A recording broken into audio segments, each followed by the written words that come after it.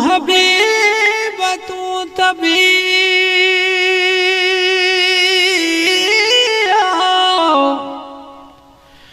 तू हबीब तू तबीब, तू दर्दन जी दवा।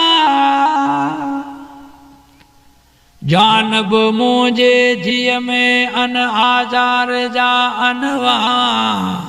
हण साहिब दे तू सफा मियां मरीजन के।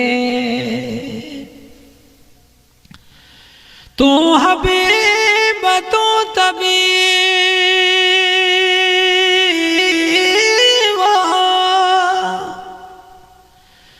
तू हबीब तू तबीब, तू दारों के दर्दन। तू दिए तू लाए तू दातार दुख डंदन। हाणे फकियूं फर्क कन बेली कड़ो अमृत उन्हन के।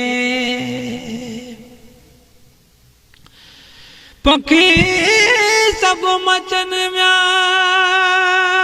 पखीड़ा, पखी सब मचन पर हंज सदाई डुबरा। लोक सुतान डू करे ऊ आधी रात उड़न। एड़न पखीड़न अला कदे सुमी सुख न माणियो। तू हबीब तू तबीब,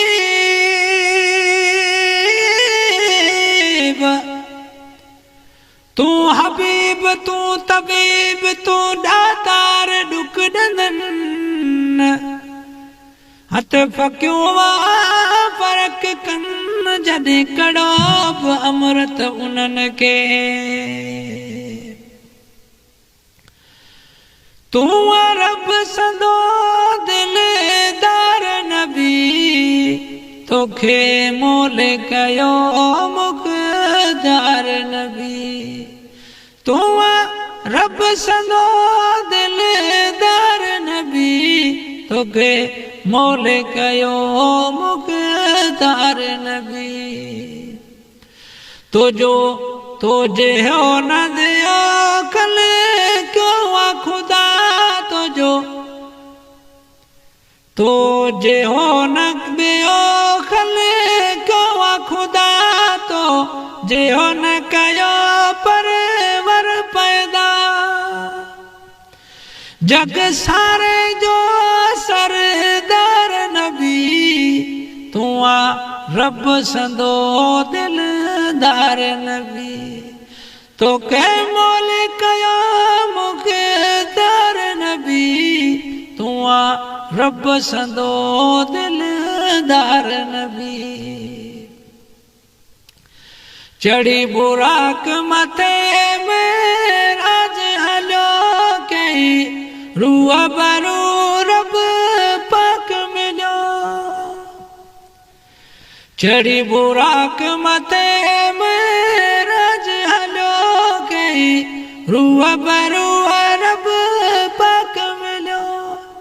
एडो रुतबो ॾिनो दातार नबी, तू रब संदो दिलदार नबी। तोखे मोल कयो मुख़्तार नबी, तू रब संदो दिलदार नबी। तुझे हो न बेयो कल क्यों खुदा, तो जे हो न कयो परवर पैदा। जग सारे जो सरदार नबी, तू रब संदो दिलदार नबी। तोखे मोल कयो मुख़्तार नबी, तू रब संदो दिलदार नबी। जीवे अहमद अरसन मथे सिद राहो लगी सरदार युत। जीवे अहमद अरसन मथे सिद राहो लगी सरदार युत। सासी कयासी घर नबी तू आ रब संदो दिलदार नबी तो के मौले कयो मुख्तार नबी तू आ रब संदो दिलदार नबी तू साफी सब जहान जो साफी वो तू साफी सब जहान जो मोहम्मद मीर मोचार हर को मोमन मल चे तो में तमादार वठिए बाहों बांधे जी ओखी मंझ उकार चे आया वडा ऐबदार तब उम्मत आमद जाम जो दिया माशर महबूब मिठा कजा सैयद अची सरवर सफा